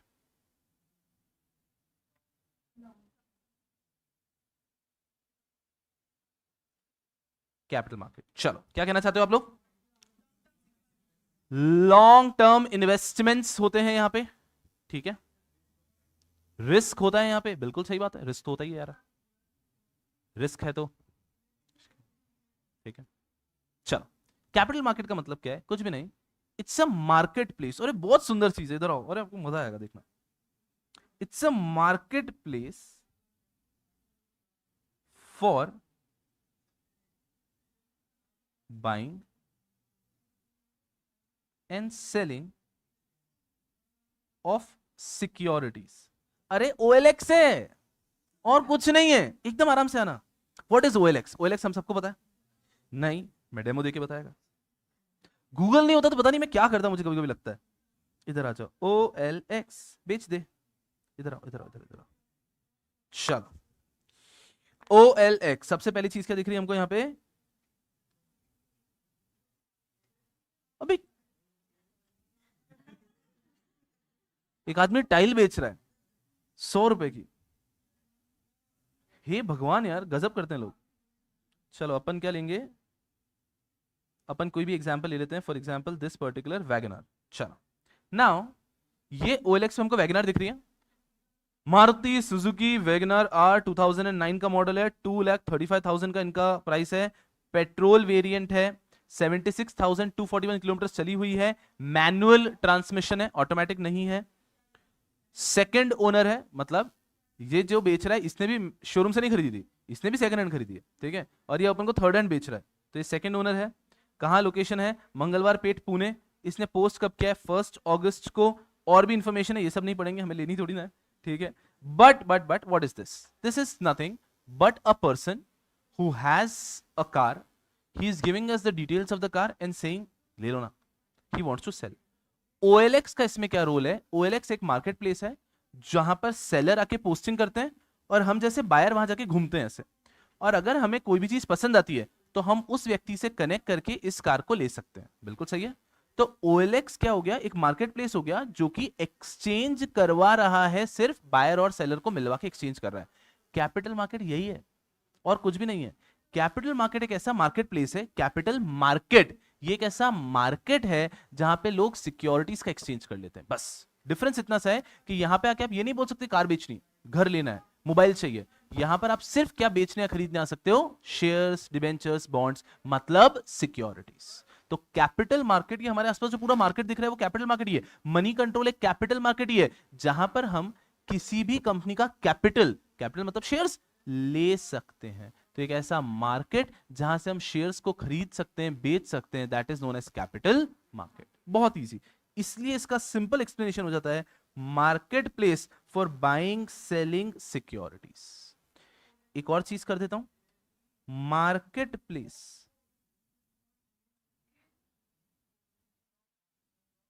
For issuing and subscribing securities. चलो मुझे एक बात बताओ, एक चीज होती है प्राइमरी मार्केट और सेकेंडरी मार्केट। ये कहीं सुना है बचपन में? कोई व्यक्ति प्रकाश डालना चाहेगा इस कंसेप्ट पे? What is primary market, what is secondary market? Yes यार जी, वेरी गुड, परफेक्ट परफेक्ट, एकदम स्पॉट ऑन। चलो आसानी तरीके से समझना, not just for shares, generally the class should look like a discussion forum. जब तक मैं चाहता हूं, फिर जब मैं चाहता हूं कि डिस्कशन बंद हो और मैं पढ़ाऊं तब मैं पढ़ाना चाहूंगा, ठीक है ना। तो एकदम मस्ती से अभी डिस्कशन फोरम की तरह बात कर रहे हैं हम लोग यहाँ पे। What is primary market? I want to buy a car, Thar लेनी है मुझको, बस दिल में आ गया थार लेनी है, मतलब पाहिजे मंजे पाहिजे, ठीक है। मैं गया शोरूम पे और शोरूम पे जाकर पूछा कि थार कितने की है। उन्होंने कहा सर ये कुछ 18 लाख के आसपास आपको पड़ेगी। मैंने कहा ठीक है, नो प्रॉब्लम। मैं गया, मैंने 18 लाख का चेक दिया और मैंने थार शोरूम से खरीद ली। This is primary market. Primary market मतलब जब आप मैन्युफैक्चरर से, बनाने वाले से चीज को डायरेक्टली खरीदते हैं, इसे कहते हैं प्राइमरी मार्केट। काफी आसान है। वहीं मुझे लगा कि नहीं नहीं 18 लाख की गाड़ी, नहीं नहीं नहीं, मैं वहां से छोड़ के गया एक सेकेंड हैंड डीलर के पास। मैंने उसको बोला कि सर थार चाहिए। वो बोले 4 है सर, पसंद कर लो कौन सी चाहिए आपको। ये 50,000 किलोमीटर चली है, ये 40,000 चली है, 27,000 चली है। मैंने कहा कितने की? उसने कहा 12 लाख रुपए की है। मैंने कहा बहुत अच्छी बात है, ये मैं आपको 12 लाख रुपए देता हूँ और आप मुझे ये थार दे दो। 2 साल पुरानी थार थी, वो मैंने उनसे ले ली। ये जो दूसरा एग्जाम्पल है, this is not primary market, this is secondary market. तो प्राइमरी मार्केट, सेकेंडरी मार्केट किसी भी चीज में हो सकता है, मोबाइल फोन में हो सकता है। प्राइमरी सेकेंडरी फ्लैट्स में हो सकता है, आप बिल्डर से डायरेक्टली खरीद रहे हो फ्लैट्स, प्राइमरी मार्केट। आप किसी व्यक्ति से उसका फ्लैट खरीद रहे हो, secondary market. It could be in terms of car, it could be in terms of anything, अरे क्लोथ्स भी हो सकता है, किसी भी चीज में अगर आप पैसे दे रहे हैं बनाने वाले को, मैन्युफैक्चरर को, इशूअर को, और वहां से वो सामान ले रहे हैं तो वो प्राइमरी मार्केट। और अगर आप सेकेंड हैंड ले रहे हैं, किसी ऑलरेडी यूजर से ले रहे हैं, तो वो जाएगा सेकेंडरी मार्केट। शेयर में भी होता है प्राइमरी मार्केट, सेकेंडरी मार्केट, बहुत आसानी से आप लोग समझेंगे। से अभी कौन सी कंपनी का आईपीओ आ रहा है, मैं देखता हूं। आईपीओ क्या होता है ये भी बताऊंगा मैं आपको, जल्दबाजी नहीं। Money control, money control, money control, मुझे आईपीओ बता दो किसी का, मुझे आप ले चलो न्यूज में, और न्यूज में मुझे देखना है आईपीओ, LIC। अभी कौन सा रीसेंट आईपीओ आने वाला है मैं देखना चाहता हूं। मामा अर्थ सुना होगा नाम, बहुत ही ऐड करते हैं भाई, पूछो ही मत। Mamaearth is going to come up with their IPO. इसका मतलब क्या है? इसका मतलब है मामा अर्थ करके एक कंपनी है, वो कंपनी को पैसों की आवश्यकता है, वो कंपनी शेयर इशू करके पैसे लेने वाली है। ये प्राइमरी मार्केट होगा, secondary market? Think, primary market होगा ये, बिकॉज कंपनी शेयर को इशू कर रही है, और कंपनी ने शेयर को इशू कर दिया, और आप ये शेयर सीधा कंपनी से ले रहे हैं, और जो आप पैसे दे रहे हैं वो कंपनी को जा रहा है। इसे कहते हैं प्राइमरी मार्केट। इसे कहते हैं primary market in terms of share, कि अगर आपने शेयर सीधा कंपनी से लिया, आपका दिया हुआ पैसा कंपनी को गया, तो यह है प्राइमरी मार्केट। फिर सेकेंडरी मार्केट क्या हो जाएगा? आज मामा अर्थ का आईपीओ आ रहा था, Shubham Suklecha applied in that IPO, I got 1000 shares, मेरे पास 1000 शेयर आ गए, मेरा पैसा किसको गया है? कंपनी को। ये प्राइमरी मार्केट में लिया। 2 साल तक मैंने शेयर्स होल्ड करके रखे, फिर मुझे पैसों की जरूरत थी तो मैं मेरे शेयर्स को बेच रहा हूं, मैंने मेरे शेयर्स इन्हें बेच दिए। What's your name ma'am? जागृति। जागृति को मैंने मेरे शेयर्स बेच दिए। नाउ यहां पर जागृति ने जब उसके पैसे दिए, वो पैसे कंपनी को गए क्या? वो पैसे मुझे मिल रहे हैं और मैं शेयर्स इनको दे रहा हूं, ये क्या हो गया? Secondary market. नाउ जागृति held those shares for 5 years. 5 साल बाद जागृति ने बेचे उन शेयर्स को एक्स को, एक्स ने अब पैसे जागृति को दिए। ये प्राइमरी मार्केट है, सेकेंडरी मार्केट है? Secondary market. अब जागृति को पैसे मिले, शेयर्स गए एक्स के पास, तो शेयर्स अपने पूरे जीवन में they will continue changing hands. Company को पैसा मिलता है सिर्फ एक बार, at the time of their IP, मतलब कंपनी शेयर इश्यू करती है तब कंपनी को पैसा मिलेगा, वो प्राइमरी मार्केट। उसके बाद में शेयर बार बार एक्सचेंज होते रहेंगे और वो हमेशा क्या कहलाएंगे? Secondary market. Are we getting some idea? थोड़ा थोड़ा, कोई प्रॉब्लम नहीं। हम यहां पर आते हैं। What is capital market? Capital market is market place, focus on the screen, for buying and selling of securities. आप कोई भी शेयर की बाइंग या सेलिंग करना चाहते हो, वो मार्केट है कैपिटल मार्केट। इसका मतलब हो गया कोई भी शेयर मुझे खरीदना है या कोई भी शेयर मुझे बेचना है तो मैं कैपिटल मार्केट में कर सकता हूं। साथ ही साथ capital market is a market for issuing and subscribing securities. कोई कंपनी को शेयर अगर इशू करने और आपको कंपनी से ही डायरेक्टली शेयर्स खरीदने, तो ये काम भी कैपिटल मार्केट में हो सकता है। तो मेरे कहने का उद्देश्य इतना सा था कि कैपिटल मार्केट में प्राइमरी भी होगा, सेकेंडरी भी होगा।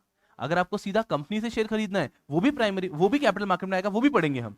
और कंपनी से नहीं खरीद रहे सर, किसी एग्जिस्टिंग होल्डर से खरीद रहे हैं, वो भी सिलेबस में आएगा। इसलिए सब्जेक्ट का नाम रखा गया इन्होंने कैपिटल मार्केट। तो इसमें आप ये भी पढ़ोगे कि कंपनी शेयर कैसे इशू करता है, हम कंपनी से शेयर कैसे लेते हैं, और साथ ही साथ आप ये भी पढ़ोगे कि मैंने शेयर कंपनी से तो ले लिया था, अब मैं मेरे शेयर बेच के किसी और से पैसे लेता हूं। तो capital market covers both primary market as well as secondary market. एकदम सिंपल। आज हम लोगों ने ये 4 चीजें पढ़ी। चलो, एक चीज ध्यान रखेंगे अपने सब्जेक्ट की, बिकॉज इस सब्जेक्ट को हमें बहुत प्रेम से बिल्ड करना है, not just for the examination. Examination तो एक उसका पार्ट एंड पार्सल है, लेकिन उसके साथ में लाइफ लॉन्ग जो पढ़ा हुआ है हमें काम करना होगा कंपनीज के अंदर। तो इस कारण से सब्जेक्ट को अच्छे से बिल्ड करना है। मैं क्लास में डिस्कशन के टाइम पे 10,000 चीजें बोलूंगा। मैंने आज आपको एमआरएफ का शेयर प्राइस भी बता दिया, येस बैंक का शेयर भी दिखा दिया, 5 साल पहले की प्राइस भी बता दी, अभी की प्राइस भी बता दी। क्या आपको वो सब चीजें याद रखनी है क्या? The answer is no. Sir फिर हमें क्या ध्यान रहेगा कि आप जो क्लास में पढ़ाते हो उनमें से क्या याद रखना है और क्या याद नहीं रखना है? हर चीज जो आपको याद रखनी है वो मैं आपको लिखवा के दूंगा।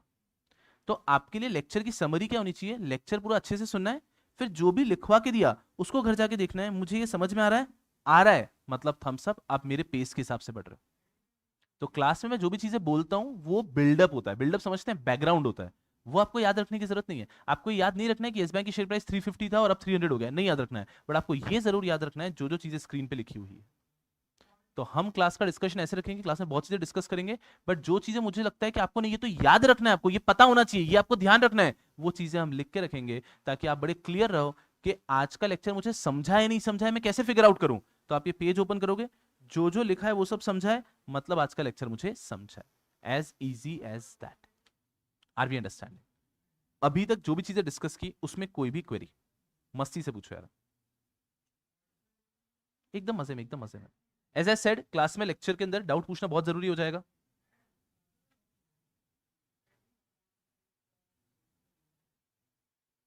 Will this video be available after the live stream? Yes, I guess it will be available. I think no problem. चलो, कोई क्वेरी नहीं है? कोई यस प्लीज यार। कंपनी शेयर्स ठीक है, इशू हाउस को देगी मान लेते हैं, पब्लिक को दे देगा, ठीक है, तो भी ये प्राइमरी मार्केट ही रहेगा एकदम 80 से। अभी तक मैं इशू हाउस पे आया ही नहीं हूं, तो मैं इशू हाउस पे आऊंगा, उसमें समय लगेगा थोड़ा सा हमको। तो आप ऐसा समझ लो बस, इशू हाउस का कोई ऐसा बहुत बड़ा गेम नहीं है। इट इज सिंपल कि rather than company handling all the work themselves, company एक इशू हाउस को देती है कि तुम शेयर दे दो ना, और वो लोग शेयर दे देते हैं, फिर भी वो प्राइमरी मार्केट ही रहता है। एकदम स्लोली ग्रेजुअली वहां पे जाएंगे हम लोग। जैसे कि मैंने कहा कि शुरुआत में बेसिक्स पे रहेंगे, क्योंकि सबको सेम लेवल पे लेकर आना है। किसी व्यक्ति को इशू हाउस का मतलब पता है, किसी को डीमटेरियलाइजेशन पता है, किसी को डिपॉजिटरी पता है, किसी को नहीं पता है। तो पहले शुरुआती लेक्चर्स में क्या होगा, सब लोग सेम लेवल पे आ गए, एक बार सब सेम लेवल पे आ गए, फिर मैं नई चीज पढ़ाना शुरू करूंगा जो सबके लिए नहीं होगी। तो that is going to be interesting and that is the correct way of doing it. ठीक है गुंडे, चलो थोड़े दिन लगेंगे आपको मेरे साथ थोड़ा सा कंफर्टेबल होने में, फिर आप डाउट्स पूछ पाएंगे। I would want you guys to ask doubts whenever it comes. अगर मुझे लगता है जैसे कि इन्होंने बोला इशू हाउस अभी वो नहीं है, तो मैं इनको बोल दूंगा कि अभी छोड़ दो, ये थोड़े दिन बाद आएगा।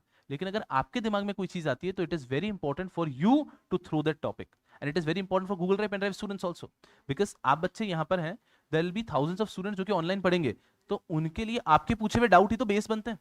सो as a teacher we have a lot of list के क्या क्या डाउट्स आते हैं, तो हमारे पास सब लिखा हुआ है अभी तक के लेक्चर्स के हिसाब से कि हमें पता है कि क्या क्या डाउट्स आ सकते हैं, और हम हमारे डिस्कशन में वो सब कवर ही कर लेंगे। लेकिन कभी भी, मैं आपको बता रहा हूं ना, in this thing one thing I have realised this, कभी कभी मैं सोचता हूं अब सब कुछ मैंने देख लिया है कि अब कुछ नया तो नहीं आएगा, बट ट्रस्ट मी हर बार कुछ नया आ जाता है, तो क्योंकि आपका दिमाग इवॉल्व हो रहा है ना, कुछ तो नया आपके दिमाग में आ ही सकता है। So it is perfectly fine, आप पूछ सकते हैं। मतलब students never fail to surprise me. In my last batch शुरू हुआ था सिक्योरिटीज लॉ का, एंड पहला संडे गया था, तो बच्चे जनरली पुणे के बाहर से आते हैं, बहुत बच्चे, अभी आप देखोगे बैच में बाहर से बहुत बच्चे आएंगे। तो आई आस्क्ड ऑन मंडे कि क्या किया संडे को, है ना। सो आज तक मैंने हजारों जवाब सुने, मूवी देखने गया था, सोया, पड़ा रहा, साफ सफाई की, कपड़े धोए, लाइफ में पहली बार कपड़े धोए, ऐसे हजारों जवाब मैंने सुने थे, हजारों जवाब, एंड ऐसा नॉर्मल था, ठीक है। लास्ट में पहली बार एक अलग ही जवाब आया, उसके बाद से मैंने सवाल पूछना बंद कर दिया। मैं इस मंडे को नहीं पूछूंगा। द पर्सन, मैंने पूछा कि यार क्या किया संडे को, the person answered, sir self love.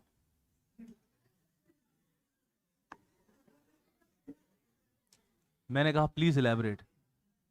बोला सर जो भी दिल में आया वो सब किया मैंने, मेरे को मूवी देखनी थी वो देखी। तो मैंने कहा मूवी बोलो, मुझे बाहर घूमना था, मैंने क्या वो बोलो। सो उसके बाद से मैंने सवाल पूछना बंद कर दिया। So what I am trying to tell you, with every batch there is something new. Student है मतलब उसके दिमाग में कुछ भी आ सकता है, तो एकदम मजे से आपके जो दिल में आता है पूछो, उससे सब्जेक्ट बिल्डअप होगा, एक कंफर्ट लेवल आएगा, और जितना अपन ओपन माइंड से पढ़ते हैं ना, उतना ही वो सब्जेक्ट पढ़ने में एफर्ट्स कम लगते हैं, अपने आप वो समझ में आने लग जाता है ऐसा। तो ओपन माइंड से पढ़ेंगे, ये सब मैं आपको लिखवाऊंगा, लेकिन आज नहीं, एक दो दिन के बेसिक्स होने दो, फिर सारे बेसिक्स साथ में लिखवाऊंगा। Okay dokey, is it good? चलो एकदम मजे में रहना, धीरे धीरे धीरे धीरे एकदम अच्छे से कंफर्ट लेवल आता जाएगा और आगे बढ़ते जाओगे। बिल्कुल टेंशन लेने का नहीं है, एकदम आराम से बैठने का है, तो उससे अपने आप धीरे धीरे सब्जेक्ट बिल्डअप होगा और दिल में उतरेगा। बिल्कुल डन है यार? चलो, so that'll be all for this session. I'm going to see you guys tomorrow. Until then, bye bye. Thank you. Yes. Thank you so much यार, thank you so much. Yes यार। नहीं नहीं, मैं लिखवाऊंगा class में, don't worry, या फिर जब photo लेना होगा तो मैं बता दूंगा, अभी मजे में रहो। यस ऑनलाइन वाले यारों, एकदम मजे में रहो। जो भी गूगल ड्राइव पेन ड्राइव के लिए अलग सेपरेट इंस्ट्रक्शंस होंगे वो भी मैं देता रहूंगा, तो एकदम स्टे रिलैक्स। अभी बस सब्जेक्ट को थोड़ा समझो कि आप पढ़ने के वाले हो, ठीक है? या बाय। यस गुंडो, एक और चीज है छोटी सी, सब लोग यहाँ पे आ जाओ, एक मिनट सुन लो बस, उसके बाद में जाओ आराम से। ऑनलाइन वाले यारों, आप लोग सिंपल ऐसा इसको ऑडियो से सुन लो। क्या होता है, एक बहुत अजीब सा अप्रोच है, जैसे कि a few people call these lectures demo lectures. I don't get along with that logic. Demo lecture का फंडा ही मुझे नहीं समझता है, बिकॉज मेरे को इतना फुद्दू कंसेप्ट लगता है डेमो का. क्यों डेमो का फंडा फुद्दू है? कोई स्टूडेंट आएगा और वो डेमो के बेस पे जज करेगा कि उसको किसी टीचर का क्लास लेना है नहीं लेना है. मान लो मैं एक बहुत ही गंदा टीचर हूं, फिर मैं 2 दिन तो अच्छा पढ़ाऊंगा ना, है ना? और मान लो मैं 2 दिन अच्छा पढ़ाता हूं और तीसरे दिन से मैं बहुत ही वाहियात पढ़ाने लग जाता हूं, तो आपका तो कट गया ना. सही है ना? So as a matter of fact what I suggest to all the kids, हमेशा जो मेरे बच्चे बच्चों को कहते हैं कि डेमो लेक्चर्स के बेस पे कोई डिसीजन नहीं लेने का. आपने डे 1 से यही सोचना है कि आप लोग रेगुलर बैच में पढ़ रहे हो, तो जजमेंटल माइंडसेट से मत बैठो. वरना आप क्या करोगे, आप सोच ये कैसा पढ़ा रहा है, ओके हाँ, आप उस चीज को पढ़ने पे दिमाग ही नहीं लगाओगे. Rather you ask your seniors ना, सीनियर से पूछने का. क्योंकि एक बार अगर मान लीजिए जिस व्यक्ति का बैच कंप्लीट हो गया, उसने एग्जाम दे दिया है, वो बता सकता है कि शुभम शुक्लेचा अच्छा पढ़ाता है कि नहीं. तो मेरे किसी स्टूडेंट ने अगर एग्जाम दे दिया है और वो बोलता है कि हाँ यार सर ने पढ़ा था, एग्जाम दिया, बहुत सही गया, मतलब सही फीडबैक है, तो 2 दिन के डेमो के बेस पे कुछ नहीं करने का, अपन ने सीनियर से पूछ के चीजें करने की. Coming on to the main point जो मैं आपको कह रहा हूं वो ये है, यूल टॉक टू सीनियर्स वगैरह. अभी 25 अगस्त को रिजल्ट भी आएगा, you'll see people get rank, people clear बहुत अच्छे से.